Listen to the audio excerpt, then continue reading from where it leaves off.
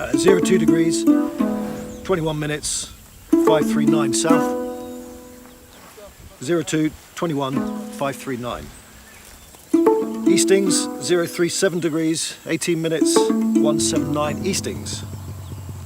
037, 18, 179.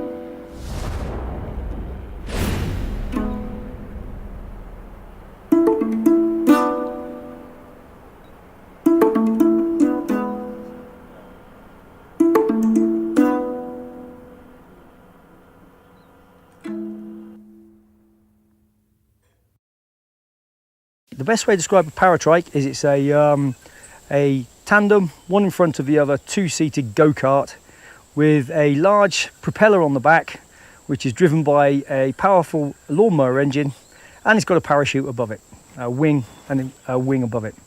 That is the only way to describe a trike. And when you're sat in it and you take off, you just realise just how precarious the flight could be. But yeah, that's it. That's what it is. Yeah, and whoever designed it must have been on drugs at the time. But it's a fantastic thing to be in, it really is. We went up for our first flight, and I've got to say that first flight's pretty awesome. You know, you're so exposed in the aircraft, there's nothing keeping you in at all, there's nothing containing you. So you can just see everything around you. You really, get to experience it full on. Good morning, guys. Hope you slept well. We're here at Bissell, and as you know, we're heading off to Selangay today. So our advanced party is at Selangay. It's 60 kilometres southeast. You've all plugged in, I hope, last night those coordinates. The runway is orientated southwest to northeast. It's 1.2 kilometres long, and this is the important aspect, it is only 10 metres wide. That's 30 feet. Okay, so we need to be careful on landing, make sure we try and get our canopies down on the track. It is hard gravel. Okay, to be aware, there is thick bush and acacia trees either side of the runway. Okay, so a challenging landing and presumably take off the following morning. You start with paragliding. It's just a ram air canopy. It's got like holes which allow the air to inflate and pressurize it, creates an aerofoil shape. And normally you jump off a hill and you go up with the thermals, or you soar along a cliff. Then you stick an engine on your back and you can take off from a field, and that's a paramotor, and that allows you to climb without thermals, without any wind. And then the paratrike is basically the paramotor with wheels. The great thing about that is you don't have to run. So if you haven't got any legs, that's perfect for you. Here we go. This is just epic. You can't get better than this. I mean, here we are in Kenya, and we just about to fly off to another location after having an epic night here, sleeping with 3 of the big 5. I mean, brilliant. Hey, amazing. Look at this flipping ostrich walking around, and as I say, five giraffes just galloped in front of me as I was coming down the runway, warming the engine up. You got to pinch yourself. You got to pinch yourself. This place is amazing, absolutely amazing. I see why people live here. It's incredible, absolutely incredible. Do you know what's really strange is on the other trike, there's 2 bags. That's right. I've only got 1. Yeah, which is not the best because we've discovered we go like this. Got 1 each side, yeah? I do, but I go like this and I use this thing. Right. Can we put both on one side, or? I suppose we could try. I mean, if we have a hard impact, that is going to ping these things out. So I don't know. More reinforcement. Yeah, if that happens, we've got more to worry about. it's flying a ridiculous contraption with a paper wing above it. There's always going to be a risk, but it's all about mitigating it. You know, we've got our instructors here that you just feel completely at ease, and they take you up, and you've just there's no dramas, there's no worries, and that's brilliant. I've full confidence in the airframe, and then I've got full confidence in our two instructors. I mean, they're gonna sort you out. They're gonna make everything okay, and that's cool. I was in a bar with Kale, of all people, in Switzerland. He's on like a army ski team, and we're talking about how cool it would be to teach guys who are wounded, you know, how to fly, how to paraglide and paramotor and kind of paratrike. And then he says, well, you know, maybe I'll be able to join you after I'm off to Afghanistan. Who knows what's going to happen? And then he goes off to Afghanistan, gets blown up, and kind of had to do what we said we wanted to do 3 years ago in a bar. And here we are. Lion track is like that kind of thing, and then it's got... Here's the lion track. Because their claws are retractable, they you get round toes, whereas with a cheetah, the only cat without retractable claws, you have the claw marks. Africa!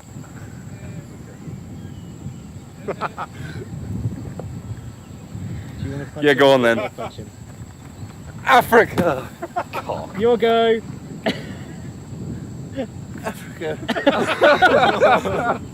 purpose of Flying for Heroes is to help wounded, injured and sick servicemen and women realize that their boundaries aren't what they appear to be.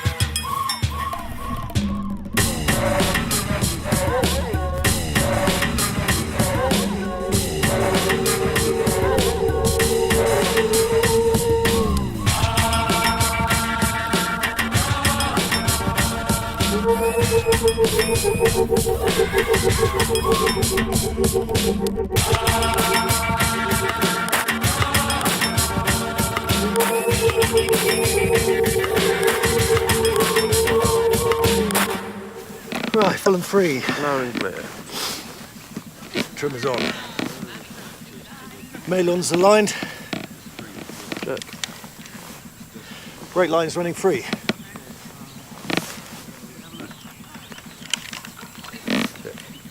No pin. Mission on. Radio check. 0. This is Tango 20. Of extra weight. Roy's not light, even though he's missing a leg. It was a shape-charged roadside bomb. It was a very large shape-charged roadside bomb. It penetrated a vehicle that had never been penetrated before.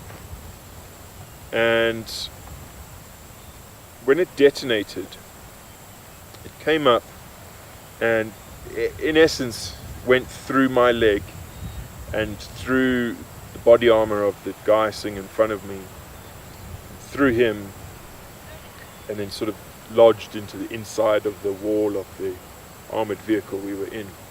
I instantly lost my leg. It was initially a through knee, because they phoned my mom about 7 hours afterwards, or probably sooner, and said, your son's lost his leg, it's a through knee amputation. Iran? Iran? No. Now I'm incredibly high up. I have 13 centimeters of residual limb. That's that much. So my stump residual limb is a fist full of flesh. It's that high up because I picked up a really nasty bug which got into the marrow of the leftover femur, and was tracking up towards the hip. And so in surgery, they had to chop about 7 times over a period of 2 weeks. Tango 20, request start and launch. It's quite tough actually to describe what it's like. I mean, there's an element of, you know, absolute joy, you know, being up in the air, different perspective on the world. Everything's coming at you. It's windy, and you can, you know, you're feeling the bumps in the air, and you know, you're just controlling this kite essentially above you. And then in the back of your mind, you're thinking, this is literally just a kite above me. What if something went wrong? Whatever. But they're so stable, they're so solid. You know, that the chances of collapse are slim. You know, but are possible. So it adds that sort of excitement, a little bit of fear factor. Always makes things a little bit more interesting. It feels simple. There's so few controls to it. It does feel simple. I mean, I've been up in another light aircraft, in fact, yesterday with our hosts here, and there's all sorts of things that they have to play around with, and this little bit and that little bit, and trim tabs, and you know, I can see, you know, that's obviously a much faster aircraft and it can do a lot more. But when you get up and all you've got is an accelerator and 2 bits of string basically that are your brake lines to control the entire airframe, it is really straightforward, and I think that's the real beauty of it. Unlike a helicopter where you don't really realize you're off the ground, or a plane where you can feel you're off the, it's a noisy contraption. It's physical. You've got to get this wing up above you. You've got to control it, make sure it doesn't get sucked back into the prop. It's skilled, and then when you're up, it's sort of swaying and seesawing, and you do feel that motion. And it's open. You're completely open, so you can look down there and you see the ground. It's wonderful. What does it feel like? It's better than sex, man.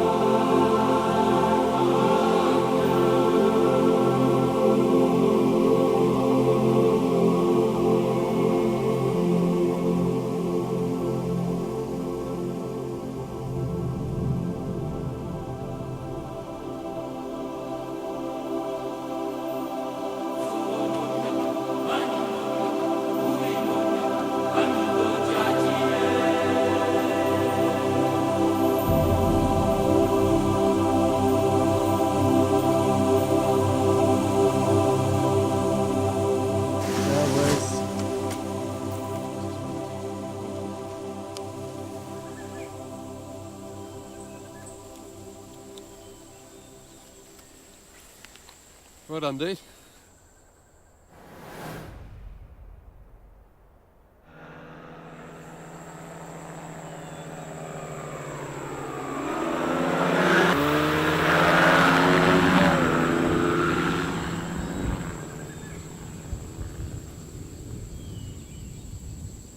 I think I saw his eyes open through the sunglasses.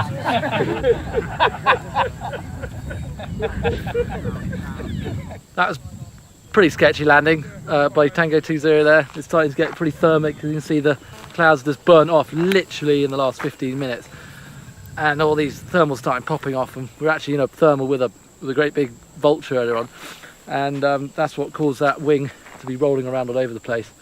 And as you can see, got away with it, but didn't look pretty. So which is more balanced? Is it when it's low or when it's high? With the It all depends on how hot the ground is and how much hot air is rising. So I would say it's more balanced and calm when it's early in the morning and there's no hot air. In the morning, everything's more or less the same temperature because you've had a cool night and the sun's not affecting anything. As soon as the sun comes up, it starts to warm things up. And as it warms things up, they heat up at different rates. So you've got disparities in temperature, and where you've got warm air, it rises, and the cooler air sinks. And where you have those differences is where warm air rising, you get a thermal, and then above that, you get the cloud form as it reaches its dew point. We're quite slow flying aircraft, and that means that we really feel the difference in the wind shear, which is the shear between the cool air descending and the warm air rising. So as we go into that and we're flying slowly, it's noticeable. Faster aircraft cuts through it and it's just like a bump in the road, but for us it's quite significant, and that is really the limiting factor.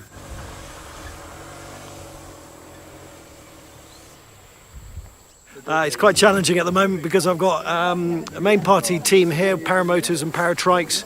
I've got an advanced party at the next destination, and I've got a team actually staying here after a traumatic day yesterday, 10-hour driving cross-country, terrible roads and conditions, a journey that should really have taken 3.5, 4 hours. We changed the plan. Those people, most of them are staying at this location, and then we've got the pilots leaving for the next to meet the advanced party, and so you have to be flexible on expedition. Where are we? We're in Africa. What part? Kenya.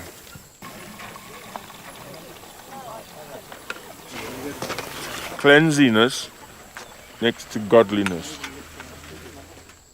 The places we've been going to have been so remote that actually the Maasai we've met aren't tourist traps. They're not here to make money. This is their lives. Their lives haven't changed for however many years. And they're the most welcoming, friendly people you see.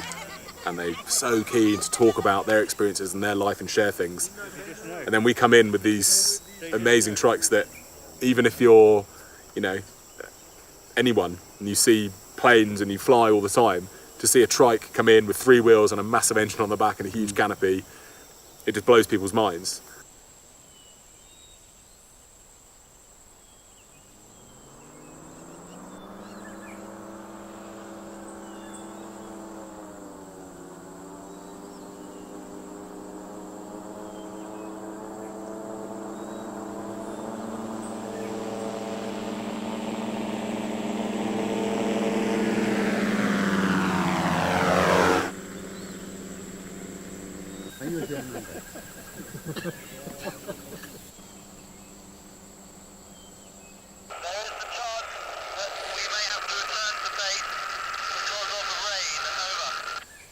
They've got to where they are, if you can see them in the distance, and they've got a small front coming in which has got rain. Now obviously they can't fly with the rain, so at the moment they're making a decision, which will be either Alex or Neil will make the decision, and then they're going to start maybe coming back here. So all we'll do is try and get the paramotors up so they get a bit of a flight here, but more importantly clear the runway for them so they can come back in.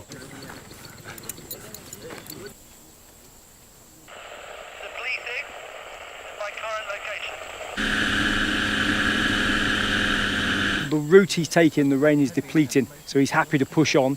The other two will basically follow his lead.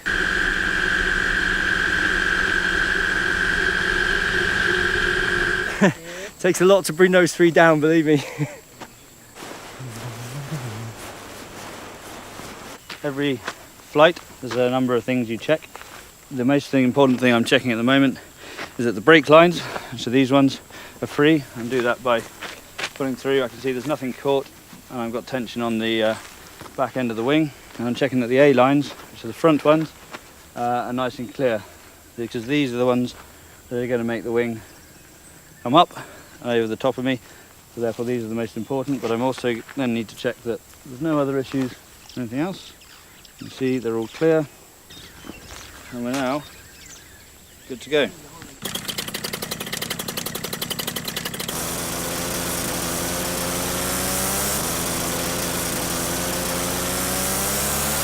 With a two-stroke engine, if it's not up to temperature, when you come to take off, you're going to have a bit of a delay. It's the engine's got to sort of heat up and expand so everything fits properly. Once it's warmed up, it's fine. You can get away, no problem. Well, I say that. Give us 2 minutes, you'll see. Let's see what happens.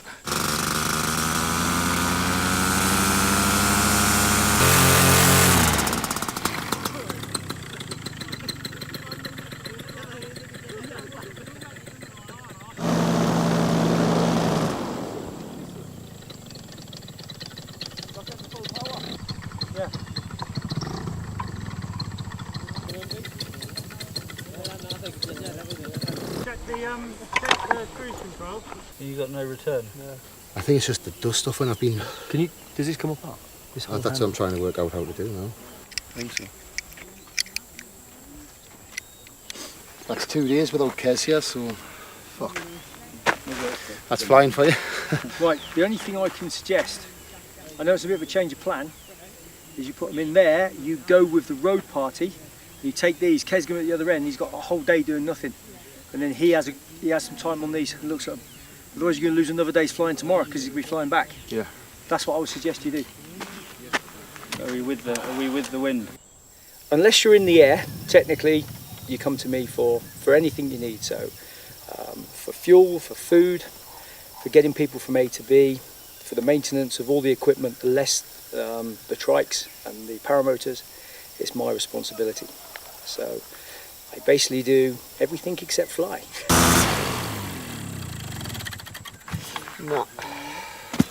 No power. Fucking brand new machine as well. That pisses me right off. The great thing about Gaz, if you think you're having a bad time, you know Gaz is having a worse time. So he kind of sucks up everyone else's pain.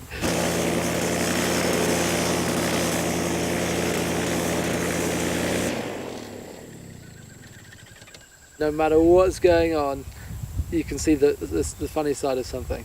And that is such a unique gift to have.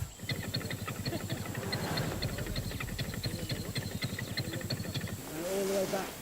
All the way back to the truck. This thing's going to be a ton.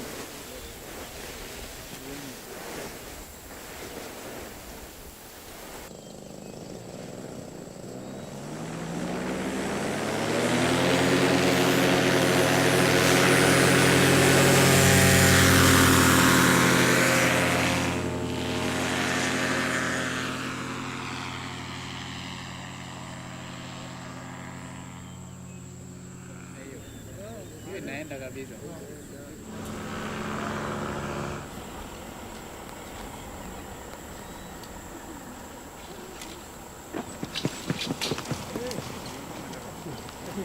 didn't want to go very far from the truck. Go up to the line. It's so slow. Oh, have I broke it? I think it's just coming off. I'm going to try and get that thing. Gaz is still out there. Nice. This is male bonding. I don't know. I think it's in my nature not to be down. I mean, when things do go wrong, it's look where we are. Look around you. It's fair enough. You can have some big problems out here, but the where we are just it makes up for it. I think because a lot of the times when you see people down, it doesn't take much to pick them back up. I mean, around the campfire, you get to have times that you can't have back home, really. But in terms of me picking people up, a lot of the jokes were that's the only reason I was invited. Nothing to do with my flying skills.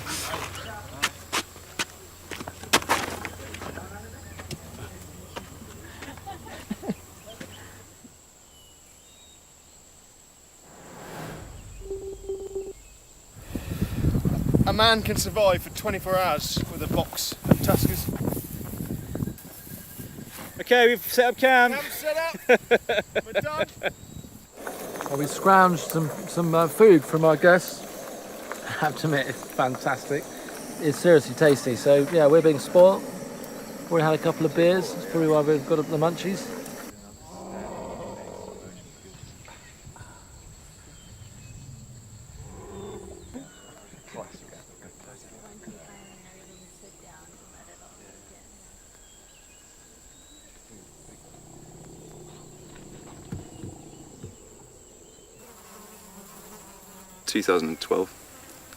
Early 2012, I deployed to Afghanistan with the 12th Mechanized Brigade Reconnaissance Force.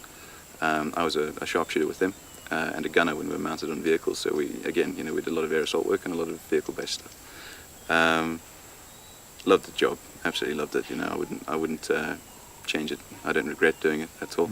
On the 2nd of May 2012, we had a sort of raid on a Taliban improvised explosive device factory where they manufacture their homemade explosive and the pressure plates and the triggers and things that they use to initiate these devices. And we flew in early doors, sort of 3 o'clock in the morning. We hit the first compound, which we knew was safe and secure, and that's where we moved a bunch of our guys into, who were going to be our overwatch, our protection. And then a multiple of us moved off to the target compound. And we pushed in, found the guys, or one of them anyway, who we were looking for, and just a whole lot of explosive. I mean, they'd really stockpiled the stuff. As soon as we detonated the explosive, the comm scanner went crazy. We could hear the Taliban saying that they were going to hit us hard, and we took a sort of detour. Somehow they still managed to find us, so we're moving across pretty much an open poppy field. I was almost last man in the patrol because of the weapon system that I was carrying, and I was supposed to be putting fire down across the field. Our guys were completely pinned down, so we put down a rapid rate of fire. Our guys pulled into an irrigation ditch, which is sort of a waist deep, boggy, horrible ditch full of all kinds of crap. And anyway, so the way that you get out of that situation is you now peel. So I ran from the back all the way down the length of the guys. They were now putting down lots of fire all the way to the end, and in the end of the whole sort of maneuver, I ended up as now the third man in the patrol. We pushed down this irrigation ditch, it offered great cover. It got thicker and denser and denser and denser as we got further down it, to the point where we couldn't actually go any further. There was just no way, so we had to now step out of the ditch. The good thing about being in water is that they can't lay IEDs because they can't waterproof them properly. The two guys stepped out, moved along, and plowed field next to us. They managed to get out and move along, fine, no problem. I stepped out, and I was slightly bigger, heavier, carrying more weight. And I triggered it. I stepped on a pressure plate explosive device, immediately amputating both of my legs, blew my left hand to bits. My rifle hit me in the face, my body armor hit me under the chin. I broke my neck in 3 places, I burst my lungs, everything was just completely shattered. But, my mate Shorty, who just is I owe my life to that guy, he was on me in a flash. He knew the risks, he'd done this plenty of times before, he knew what was happening. Straight on me, tourniquets went on, which was the most excruciating thing I've ever felt in my life. It was just horrific, just.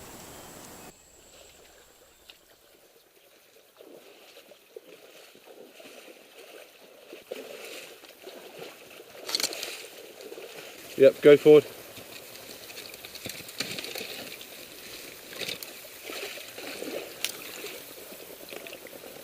Mate, if it's getting too tight, we'll have to get out. Go firm there a second, lads. Push out. Just push out onto the right hand side of it, yeah?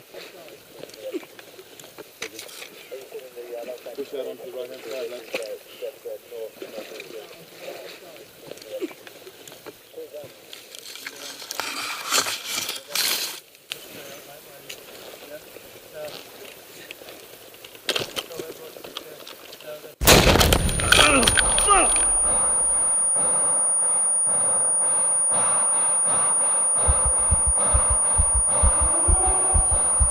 You right, mate? You right? Stay with me, mate. Listen to me. Stay with me. You alright, mate? You alright, Roycey? Come on, listen to me, mate. You're gonna be fine. You're gonna be fine. Double FFT. Sierra, red out. Tango, tourniquet, FFTs.com. Sierra, tourniquet is times 2. Tango. I want some eyes on that way as well.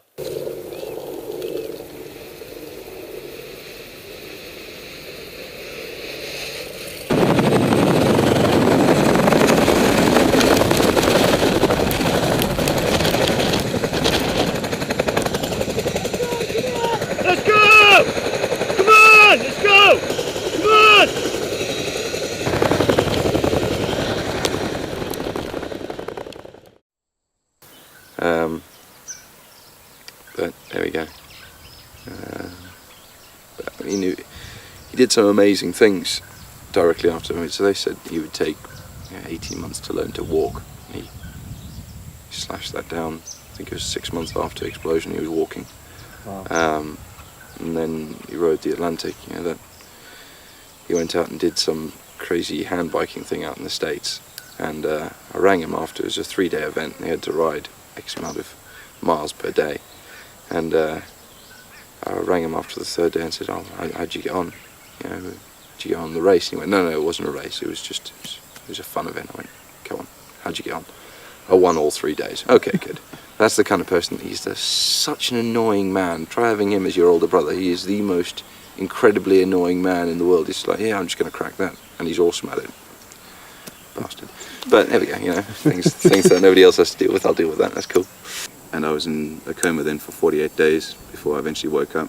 And yeah, you know, you wake up to this whole other world all of a sudden, and it's just like, wow, what the hell am I going to do now? You know, what do I do? You know, I can't do all the things I used to love. I, you know, was massively keen on my outdoor sort of pursuits. You know, I was very keen on, you know, adventure sports and things like that. And suddenly it was all taken away from me. But again, you know, through guys like Alex turning up, and you know, James Carl, another chap on the trip, you know, he came along and said, "Don't worry, mate, we'll get you back on the water, we'll get you sailing again, we'll get you doing stuff like that." And it made a massive difference to hear them say it. But then I think the biggest help was when guys were coming in for further operations and things that had already been injured, you know, years before, and they were coming into the hospital and they were like, "Yes, Brie, you've got great stumps. Those are a good length. You know, they're neat and tidy. You're going to be fine. Don't worry about it." You know, what the hell's this guy talking about? You know, he's high on his medication or something.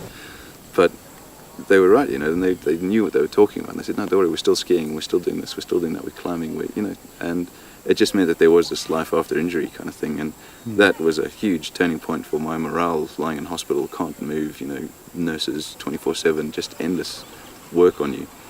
To then thinking, right, I'm going to do my best to get out of this bloody bed and go and, you know, get stuck in again. I'm not going to quit at this point.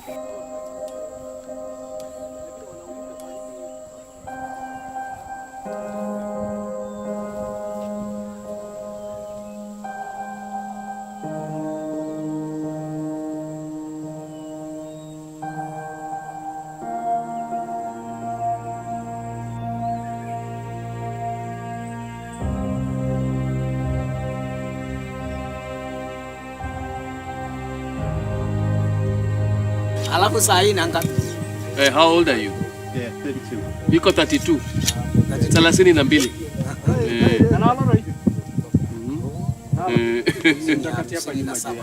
He's 57. Really? Yeah. You are his son. That's what he says. The news about Seth, you know, suddenly passing out and, you know, not knowing what was going on initially, you know, I thought, okay, maybe he was sick, because at the time he did say that he was feeling a bit off. He had a bit of a chest infection or something at the time, I think it was, and he went away on a course, and suddenly, you know, it was serious activity. I mean, he was tabbing, which is, you know, carrying huge amounts of weight and running through hills. It's not easy going. For me personally, it's been very frustrating with the sort of response from the medical teams that he's spoken to, because they just don't know what the issue is. I've been told I'm not allowed to do any physical activity whatsoever until I've been discharged from the Marines. So essentially I've got a gammy heart, I think is the best way to describe it. I don't really know what's wrong with it yet. Docs have got some idea, but I black out at a certain stage of physical activity. I'll just hit the deck, and obviously in an airframe that's really dangerous. Wow, that's frustrating. Young, 25-year-old, fit as a fiddle, Royal Marine Commando. There you go. There's your life. Gone.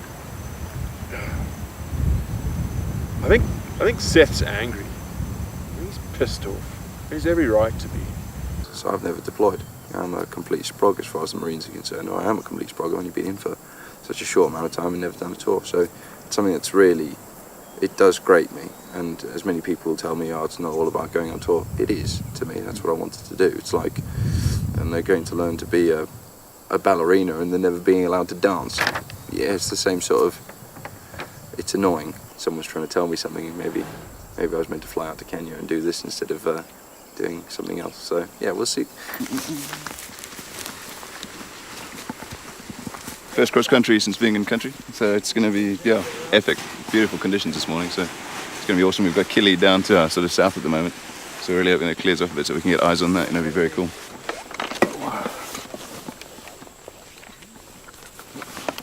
We had a goat slaughtered for the honour of the team and Flying for Heroes, so it's been a great 24 hours here, but it's now time to get back to work and head on up the Rift Valley.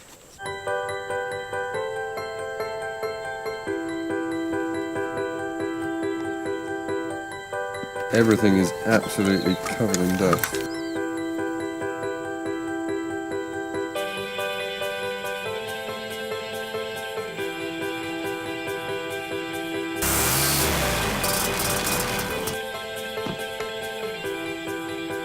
It's almost unreal. It's absolutely stunning. Dropping down between the trees, foot dragging in between the guys working the crops and everything. I mean, in England, you fly over people's land, they get the police involved, set the dogs off. These are like waving you down to land for cups of tea and everything.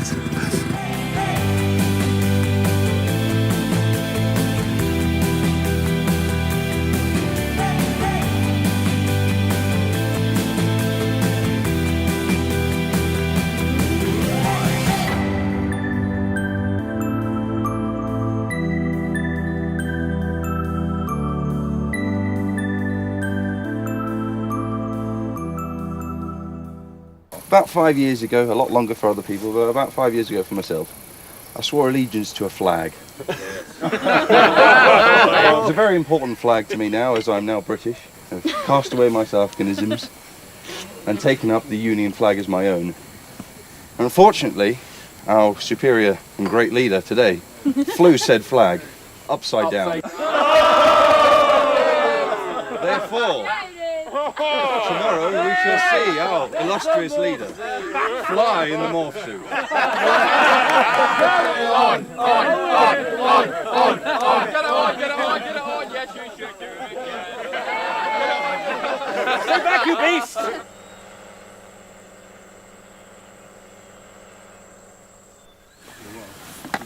Thanks, Ed.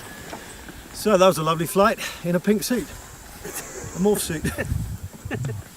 I guess from a public point of view, and certainly my, I guess, naive point of view before I got involved, were the guys that you see on TV that have been shot or blown up and lost legs, lost arms, lost an eye, whatever it may be, you know, the physical injuries you see in the press. But actually, a lot of the guys here are suffering from the side of things you don't see. The injuries, they're internalised physically and psychologically as well.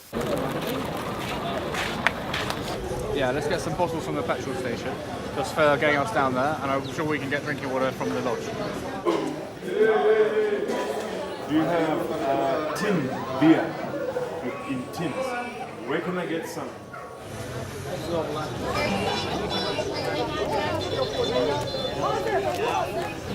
Good stuff. Hello. I bring it back. They did not have the beef, the steak that we wanted, so we've got more goat.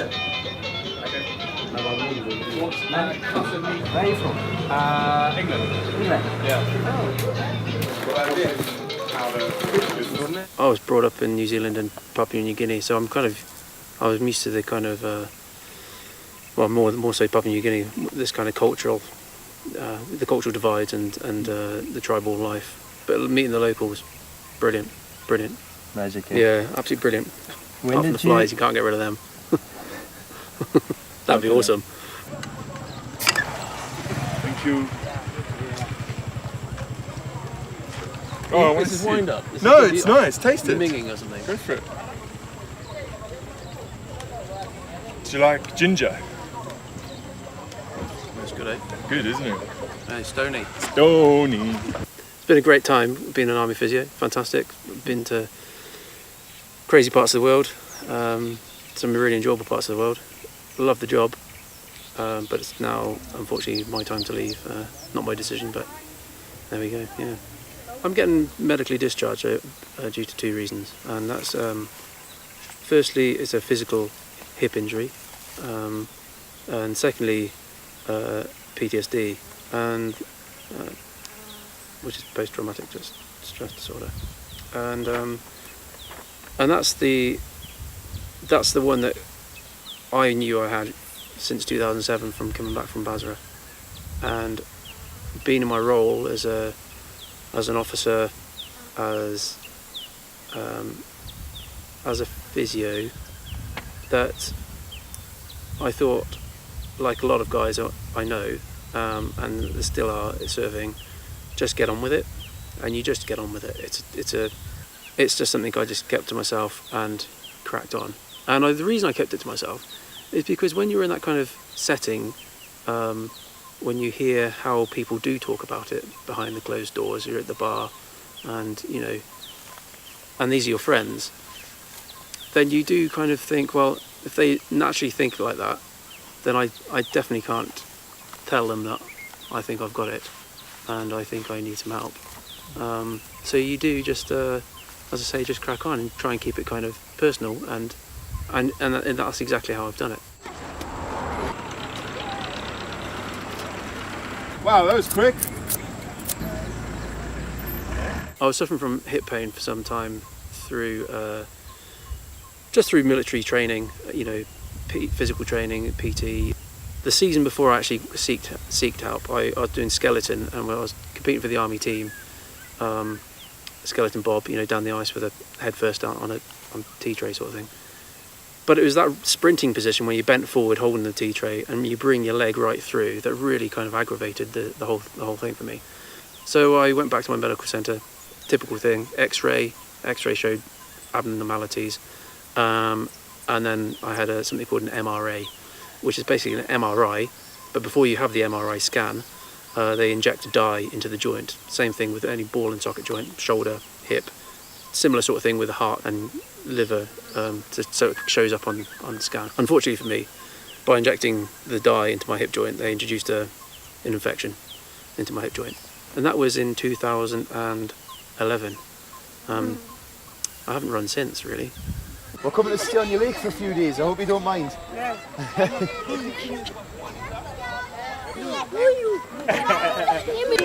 One more. Can you do it?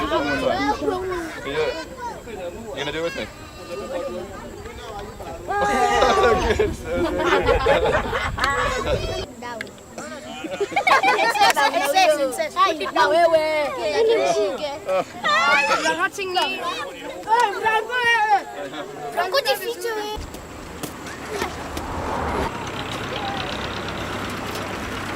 Like this bike.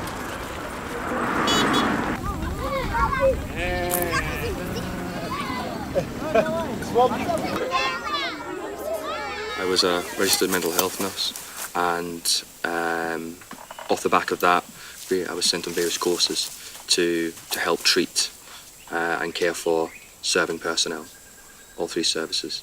And there's a lot of people that might walk through the door. You could have anxiety, depression, OCD, bipolar, affective disorder, post-traumatic stress disorder. It's ironic, I've got post-traumatic, don't know, it's a funny old terminology. I'm not quite sure if it fits anymore, post-traumatic stress disorder. I prefer to look at it as an injury, something you can recover from. Disorder suggests that you're disordered for the rest of your life, right, which is not true at all.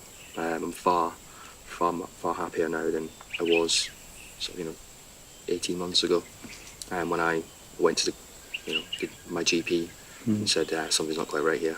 And it's ironic that I'm a mental health nurse with a mental health disorder that needs addressing, that needs something done about it.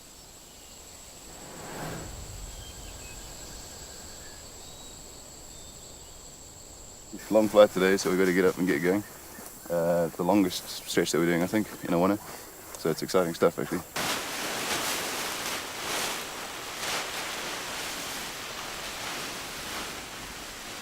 The biggest problem at the moment we've got is very low cloud, and we're at 6,500 feet. We've got to rise to 8,500, and at the moment we're committing to a takeoff, and we definitely haven't got that clearance. So there's a bit of jeopardy in this flight so far, and we need to start thinking about contingency plans. Yeah, and some high terrain to get over, so this is going to be probably one of the more interesting flights in terms of challenges.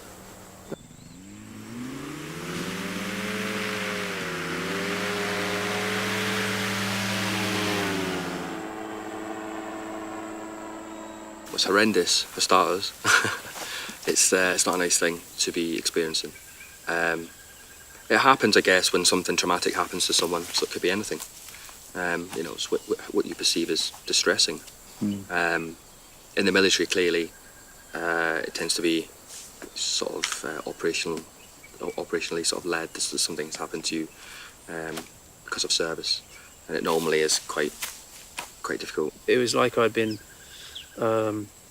I've taken so many hits and I was still standing, and there's only so much you can take before cracks start appearing, and I could really feel it. It was very real to me that I could really feel cracks appearing in my own kind of character and who I was before I kind of entered this, probably 18 months ago, entered this kind of whirlwind of spiral depression, and PTSD was probably absolutely at its worst.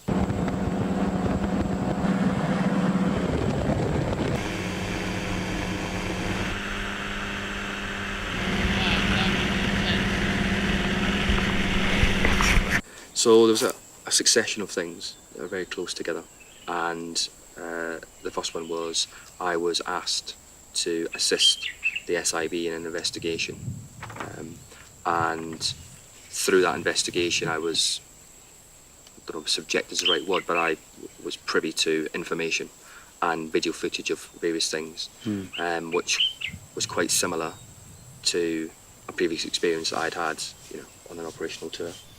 And I just thought, okay, and that sort of had me revisit, rethink, but wasn't giving me too many problems at that point. It wasn't until sort of 5 days later I realised it just wasn't going away. I couldn't get it out of my head, and it was like someone taking like a branding iron or something, you know, and just went, you know, you can just see it, you just see the outline of it, and it wouldn't go away, just wouldn't go away. So I knew something wasn't quite right. But in that time as well, sort of 7 days from that point onwards after the investigation, I was involved in a car crash. Somebody smashed into the back of me when I was stationary on a motorway.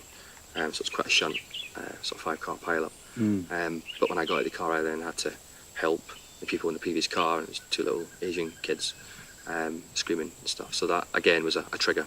It often happens sort of in the relatively quickly afterwards, within weeks or months, but it can actually be several years before it manifests itself, which again is one of those strange things, and perhaps it's difficult to understand and accept if somebody's telling you that the reason that you're feeling unwell or down or whatever it might be is because of some event that you thought was way back in the past.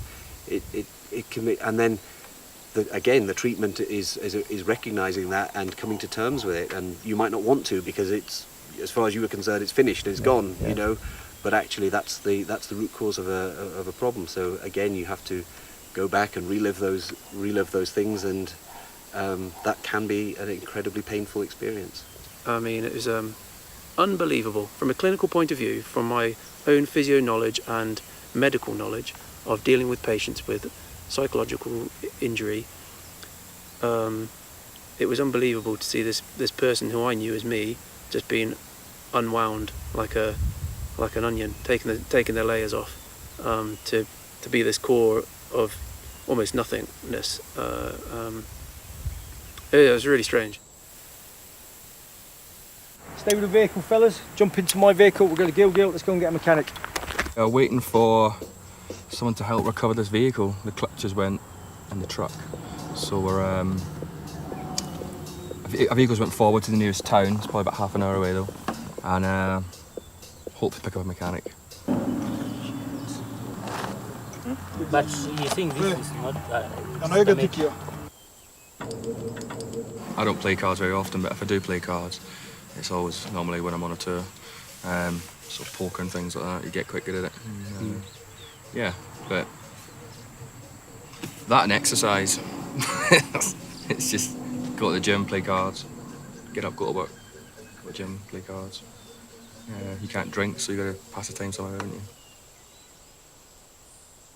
I mean, if you were to ask me to describe it, I would probably say that the first things that you might notice in yourself, and certainly within myself, were like that sort of branding, that can't get that image out of your head. So a persistent, intrusive image or thought that you just, you can't get rid of, just pops into your head. Accompanied probably with a mood disorder of sorts, or maybe a low mood. Drinking is quite common, excessive drinking that is. Flashbacks, triggers, it can exist anywhere, and if you don't know what they are, then going out and about is quite distressing. Being in busy places can be quite difficult. For me, being in a car was quite difficult initially. But it's the sleep as well, the lack of it, the nightmares. I had pretty horrendous ones that just wouldn't go away. Just stuck with me, night after night after night, every single night, sometimes a couple of times a night. I was staying up to sort of 2-3 in the morning to try and get so tired that I was hoping that I would just sleep through it for it. But you can always rely on on PTSD to come and waken you up. Had a bit of a punchy flight.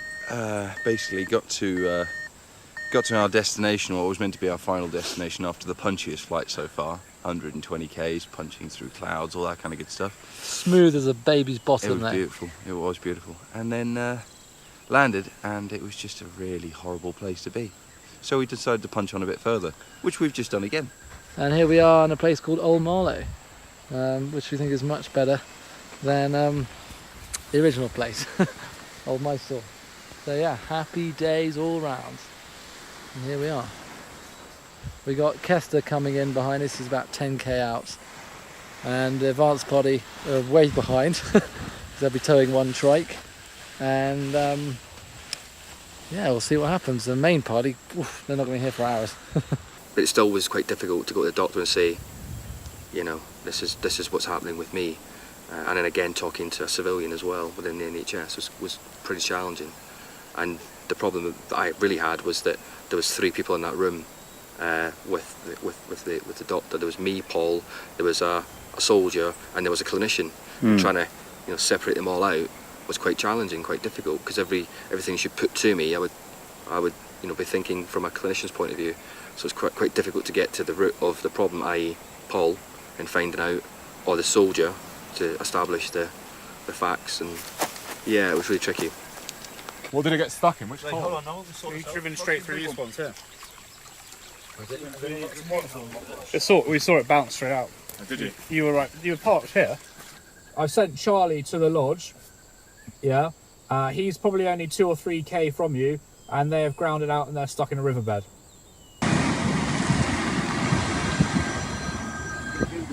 Hello? Yeah, If it's Kale, not so well. We are in a fucking hole, mate. We are properly fucking bogged in at the moment. They fixed the clutch, but then it broke again. So they've got a new part coming from Nairobi. It won't be there till 6. He and the main body are going to stay in Soisambu tonight. They're not going to try and drive to this place in the dark, in the rain.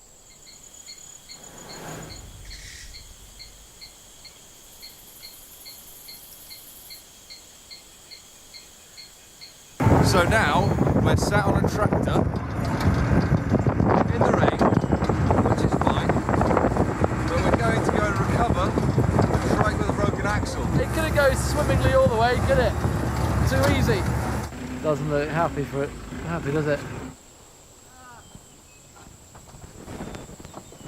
You can become what's known as hypervigilant, especially if you served in the military.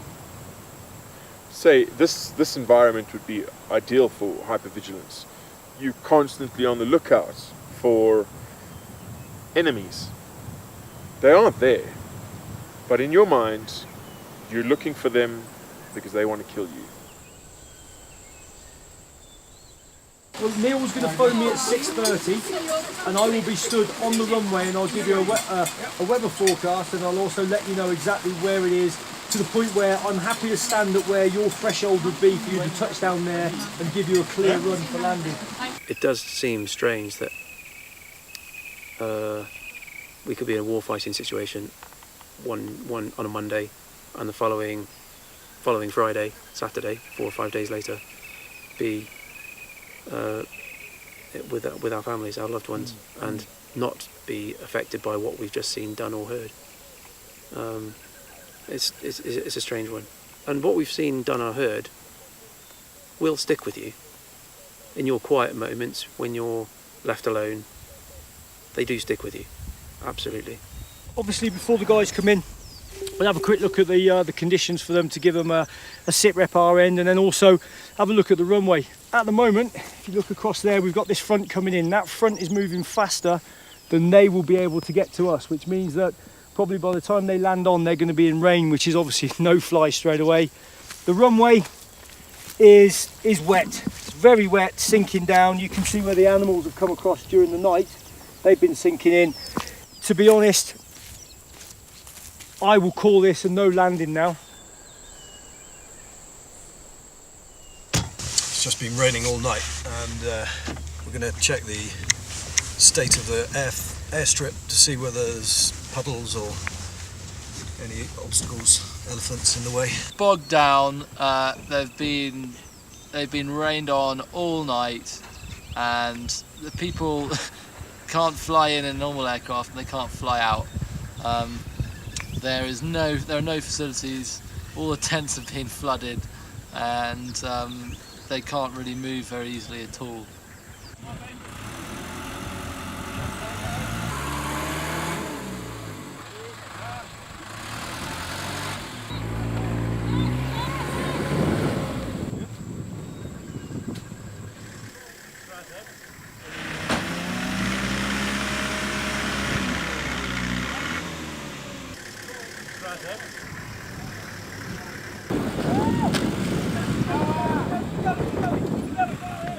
I try to do it.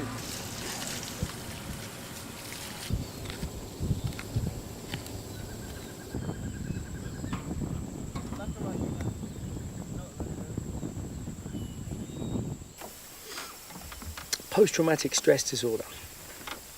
But my first idea of it is it's real. Everybody has a different way of dealing with a situation. It might be a case of it manifests itself later on, and you can just go out with your mates, get drunk, laugh it off. But it's a real illness. It's that simple. And when I was in the army, first in the army, things like that were never talked about. And if they were, people were almost belittled. Like, you can't handle it. Yeah. But now, again, as I was saying, people are better educated. People are looked after better. And it's a terrible thing. It really is. And it's not a weakness. I mean, it's not. In fact, it's a strength. If you can go through see some of the things these guys, and it still affects you, surely that makes you a more moral person, I would say. Yeah.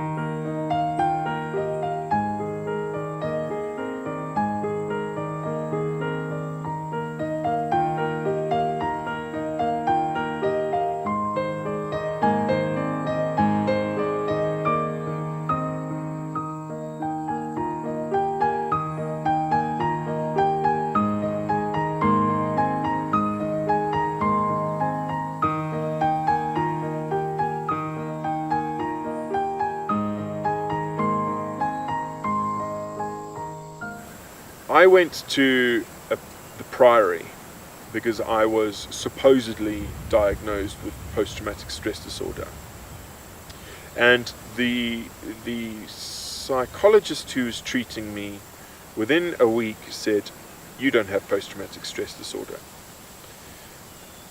I was happy about that, obviously, and then she went on to explain her definition of PTSD and how you get it. Now, obviously, this isn't textbook because there's a lot that's not known about post-traumatic stress disorder, but she called it the oh shit moment. It's the moment in time where you believe you're going to die and you think to yourself, oh my God, I'm going to die, this is it, my time is up. In that one moment. I didn't do that in my moment when I was actually dying and bleeding out. I had a mantra in my head and I repeated it. This is serious, stay awake, stay alive. This is serious, stay awake, stay alive. Just repeated that over and over again. The problem with mental health in general is that we don't have diagnostic tests. It's not like a lot of other medical problems where we can see it, or we can do a test for it, or we can do an x-ray. That just doesn't happen in mental health. And I think to some degree that's why mental health has been sort of slightly stigmatized in a way, and it's been pushed into sort of a little bit into the periphery of the public's awareness and so on. It would be pretty difficult for somebody to see that I've got PTSD. I've put a front on because I've learned to. It's amazing what you can hide with a smile when you don't want people to know that you're having a bad day. I'm not the kind of person, and a lot of people aren't the kind of people where they go, you know, hey Ed, how you going? And you go, well, actually, I didn't sleep last night. And you reel off your issues. I mean, there's not a lot of people in the world that do that. We generally keep it inside, and I'm very much that kind of person. It's amazing that someone can be completely normal 1 minute and then to just deteriorate within minutes, really. I mean, we came across a guy who came off a motorbike on one of the dirt roads, and everyone was jumping out to try and help the guy. Rory was on the deck making sure he hadn't broke his leg. So I went off to do that because I knew that Ed had he had skills that could have come in handy. And when I asked Ed to come out, the look on his face, and he just said, Ian, I don't want to go. I don't want to go. And to me, at first I didn't realise, I just thought he couldn't be bothered. But then it was when I was walking back over to the motorcycle accident, I realised that was the kind of thing that could trigger off an episode from. We're now going to continue the adventure by jumping in this plane with Andrew, who's taking us down to join the main body to pick up the spare parts for the second trike, which was damaged yesterday during towing. Fingers crossed that we'll have the spare parts, otherwise Kez here is going to lose an eyebrow.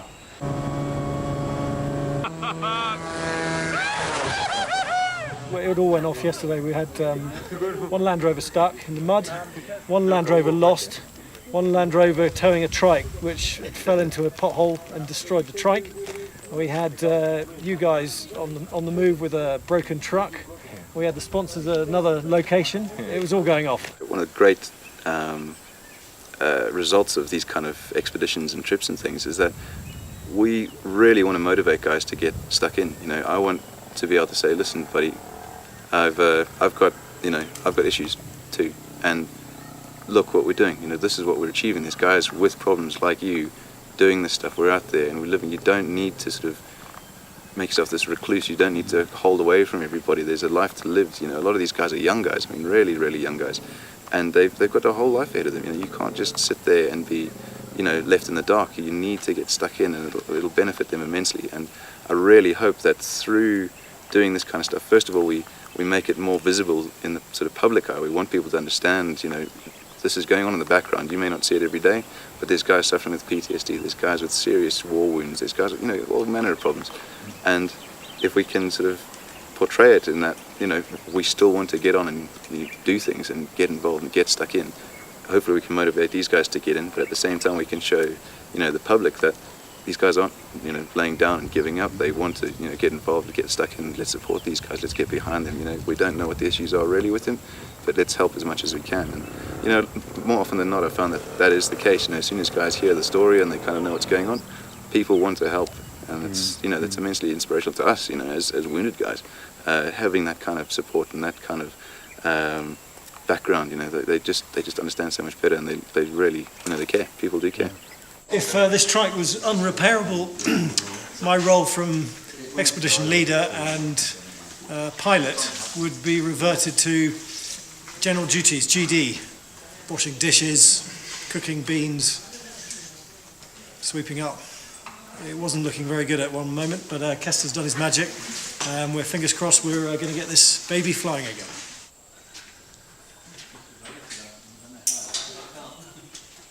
I honestly didn't think he would be able to fix it. I looked at the trike when it crashed in, and we lost the wheel, and I thought that was out.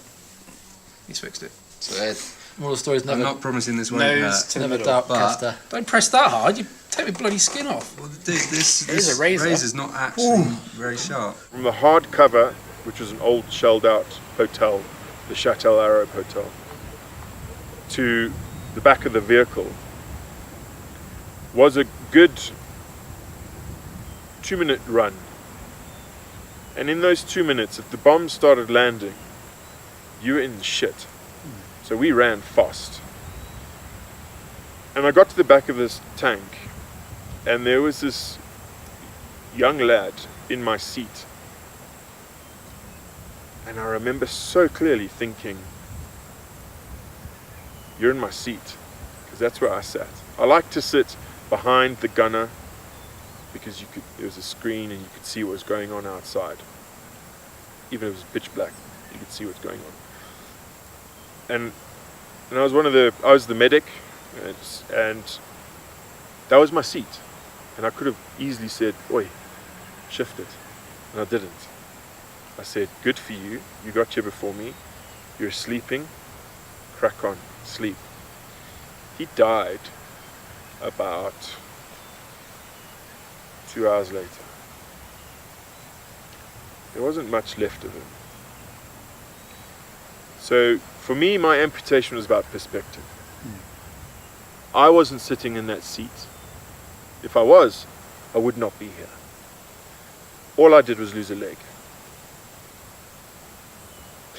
When you're up in the air, whatever thousands of feet, hundreds of feet up you are, you're in the air, you're flying this thing, and it takes everything away, eh? Best way to describe it is takes everything away. You're there, you've got your comms on, you can see other trikes in the air. This is what we're here for. Now it's all gone. What happened, Ed? I got injured, Kel.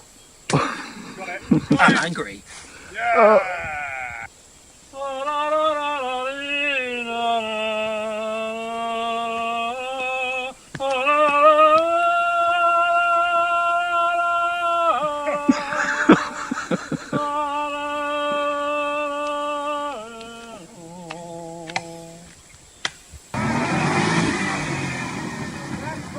Yeehaw! Yes, boys.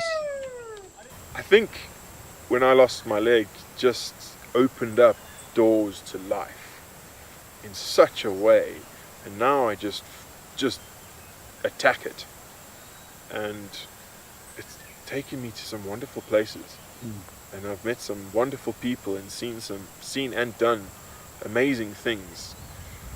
And I'm not so sure I'd have done that or seen them or met them if I had 2 legs. So it's a blessing, to be honest.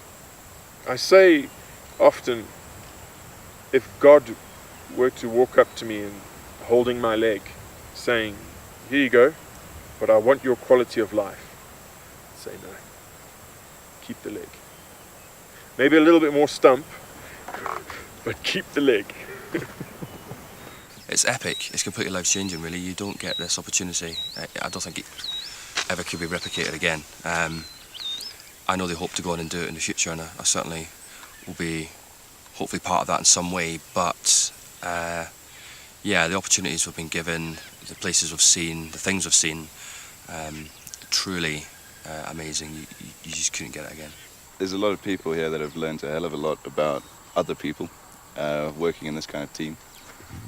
But in a location that is just, everywhere we've gone, it's just completely exceeded expectations. You know, we started down in the south, it was very dry. Moved into the rift and it was just lush, verdant green, you know, beautiful. Look, some places were like a little Switzerland kind of thing on the tops of some of the mountains. It was just stunning. And then up here on the Laikipia Plains, you know, it's again just blown us away again. You know, guys are seeing rhino and elephant and giraffe and things all over the place. A backdrop like Mount Kenya, you know, right there all the time, you know, hills just everywhere. Crazy people, everybody's really friendly, you know, the locals all get involved and they get stuck in, you know. And it's just been a really humbling experience to have the kind of support that we've had the whole way through. The people here are so generous. And it's just been an epic adventure, really. You know, just loved it. They don't really, the injuries impact them. I mean, it has its impacts, and I guess some of the guys have their limitations physically, but you don't really notice it.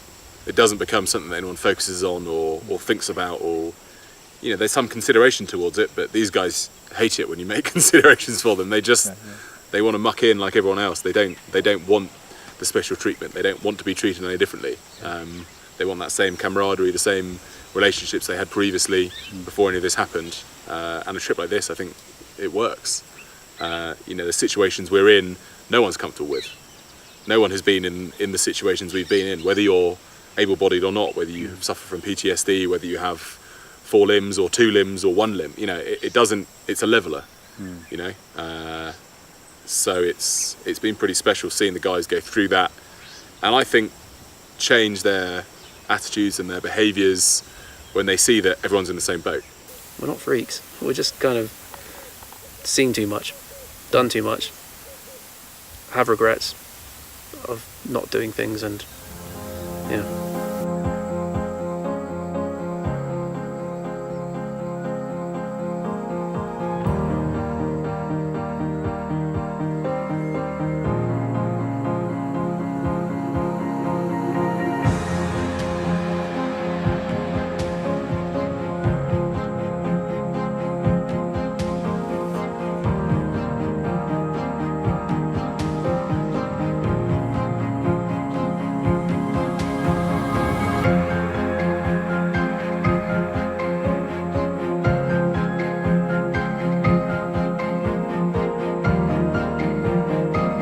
2-0, this is 1-0, we will fly locally and hold until the formation forms above the airfield level. Clear prop.